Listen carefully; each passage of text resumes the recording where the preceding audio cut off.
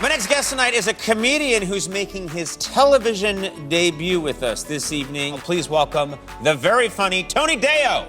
Please welcome Tony Deyo, everybody.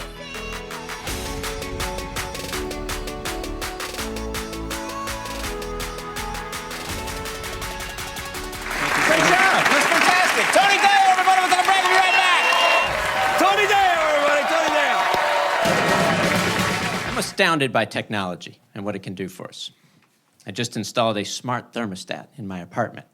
I went to Cleveland, and it knew from my iPhone's location that I was traveling, and it turned down my heat, which I thought was amazing. Here's who did not think it was amazing. My wife and child.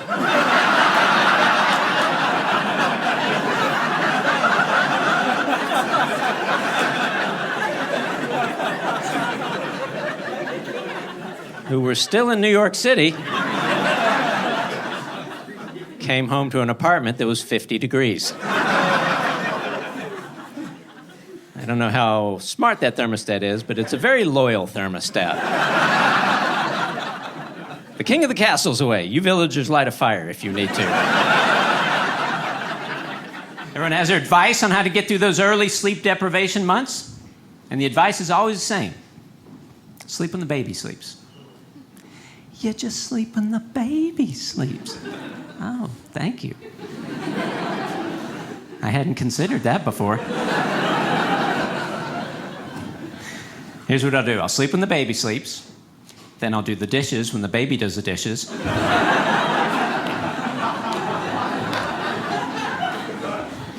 And when he notices the bills are piling up, me and the baby, we do some bills together. When you're trying to lose weight and you step on a scale, there's no such thing as too naked.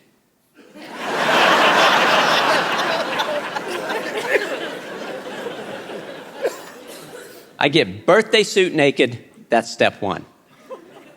Then I take my contacts out.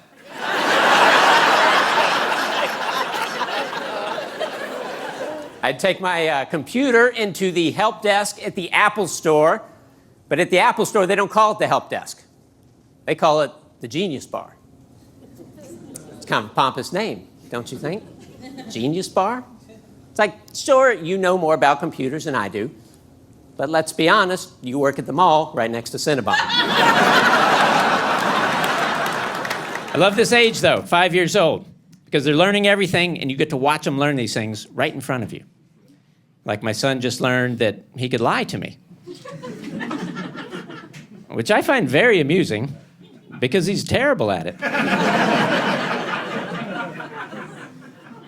You know, he'll say to me, Daddy, I haven't had a cookie yet.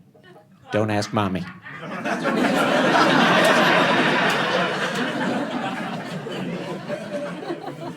Very smooth. And a lot of parents would call him out on it. Use it as a teaching moment. Try to explain why you shouldn't lie. I know better than that. If I do that, he's just going to learn from his mistakes and become a better liar. That doesn't help me out. So I give him the extra cookie. I'm letting these little lies slide for now so that he continues to be terrible at it.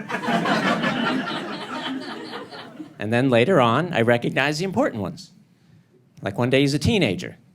He says, Dad, I'm not smoking weed. Don't ask my weed dealer.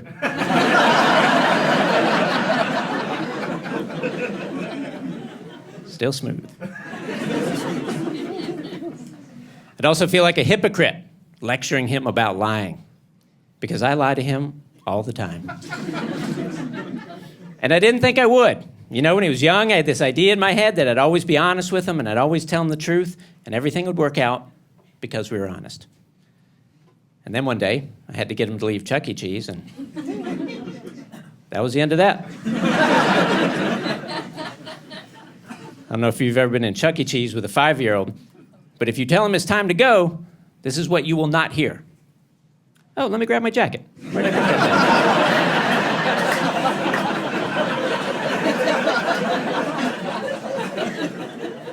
jacket? I'll just grab my jacket, we'll get out of here. So you lie to them. And they'll battle you on a little lie, so you have to go big. told him we were leaving Chuck E. Cheese because the kitchen was on fire.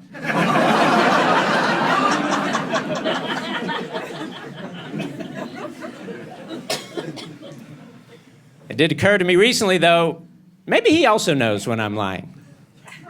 Maybe he is also letting these little lies slide for now. So that later on, he recognizes the important ones. Like one day when I tell him, yeah, of course I've been saving money for you to go to college.